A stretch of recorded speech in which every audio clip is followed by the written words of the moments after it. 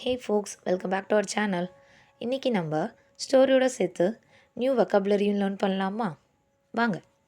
The peculiar panchayat star. In a small village, a peculiar man arrived riding a rickety cycle. Every evening, he gave boisterous speeches at the tea shop and made outrageous promises. Though the villagers found him clumsy, his hilarious actions made everyone laugh.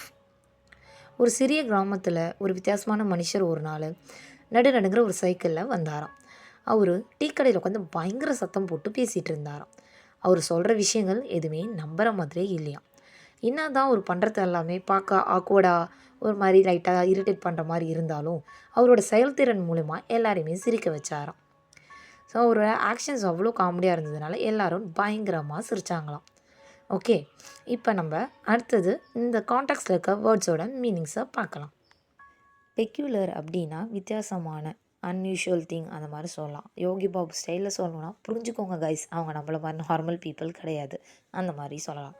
Next ரிக்கட்டி அப்படின்னா ஒரு மாதிரி வீக்காக இருக்கும், ஷேக்கியாக இருக்கும். ஷேக்கினா ஒரு மாதிரி நடுக்கத்தோடு இருக்கிறது, ஒரு ஸ்ட்ராங்கே இல்லாமல் இருக்கும், ஸ்டேபிளாக இருக்காது.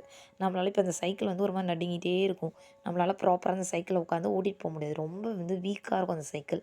நம்ம ஓட்டோம்னா நம்மளும் சேர்ந்து நடுங்கிற மாதிரி இருக்கும், ஃபுல் பாடியே ஷேக்காக வர மாதிரி இருக்கும். அதான் ஒரு பலம் இல்லாமல் இருக்கிறது தான் ரிக்கட்டி அப்படின்னு சொல்லுவோம். பாய்ஸ்டரஸ் அப்படின்னா வெரி நாய்ஸி அண்ட் எனர்ஜெட்டிக். இப்போ எப்படின்னா ரொம்ப சத்தமாக சில பேர் பேசுவாங்க, ஓவர் எனர்ஜெட்டிக்கோடு பேசுவாங்க. ஸோ எப்படின்னா ஹைப்பர் லெவலில் பேசுவாங்க. ஸோ அப்படி யாராக பேசுகிறாங்க இல்லை ரொம்ப சத்தமாக இருக்குது அப்படின்னா, டீ கடையிலலாம் யாரும் ரொம்ப சத்தமாக பேசுகிறாங்க, இல்லை எங்கேயோ க்ரௌட் வந்து ரொம்ப அந்த ஏதாவது கூட்டமாக இருக்க பீப்புளுக்கு அதிகமாக இருக்க இடத்துல ஓவர் சத்தமாக இருக்குது அப்படின்னா, அந்த இடத்துல நம்ம இந்த பாய்ஸ்டரஸ் அப்படின்ற இந்த வேர்டை யூஸ் பண்ணலாம். அவுட்ரேஜியஸ்னால் எக்ஸ்ட்ரீம் லெவலில் ஷாக்கிங்காக இருக்கும், நம்புகிற மாதிரியே இருக்காது, அது புரிகிற தன்மையோடையே இருக்காது. இப்போ இதெல்லாம் நம்புகிற மாதிரி இருக்குது அப்படின்னு சந்தானம் கேட்குற மாதிரி தான்.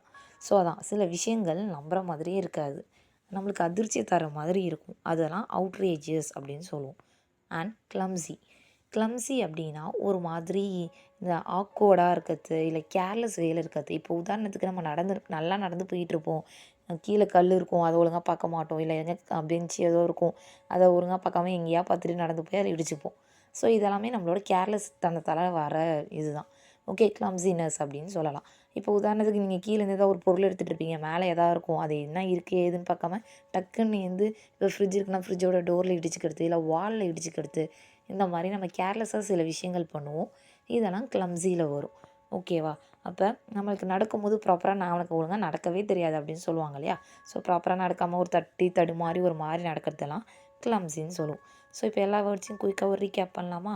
பெக்யூலர் அப்படின்னா டிஃப்ரெண்ட், ரிக்கட்டி அப்படின்னா வீக், பலம் இல்லாமல், பாய்ஸ்டரஸ் அப்படின்னா நாய்ஸி, சத்தமாக, அவுட்ரேஜியஸ் அப்படின்னா ஷாக்கிங், நம்புகிற மாதிரி இருக்காது, அளவுக்கு மீறி இருக்கும், கிளம்ஸி அப்படின்னா ஆக்வர்ட், தடுமாறி நடக்கும். உங்களோட லைஃப்பில் இந்த மாதிரி பெக்யூலர் கேரக்டர் யாராக இருந்தால் அவங்களுக்கு இந்த வீடியோவை ஷேர் பண்ணுங்கள். அண்ட் இந்த ஸ்டோரியில் உங்களுக்கு எந்த வெக்காபுலரி பிடிச்சிருக்கோ அதை கமெண்ட்டில் சொல்லுங்கள். Catch you later.